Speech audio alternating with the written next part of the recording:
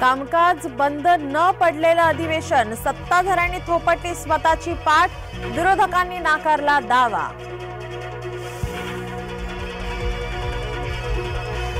Remdesivir इंजेक्शनचा कंत्राटदार पुण्यशील परीख अडचणीत, मुख्यमंत्र्यांच्या आरोपानंतर परीखवर गुन्हा दाखल.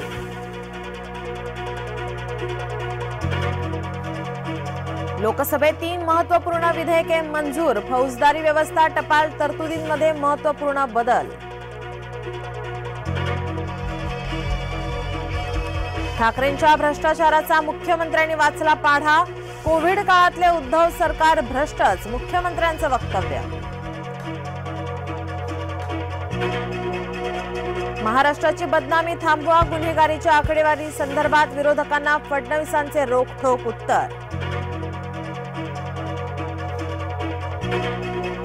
आश्रमशाळेतल्या 91 विद्यार्थिनींना विषबाधा, शासकीय कन्या आश्रमशाळा सोडे धानोरा येथील घटना.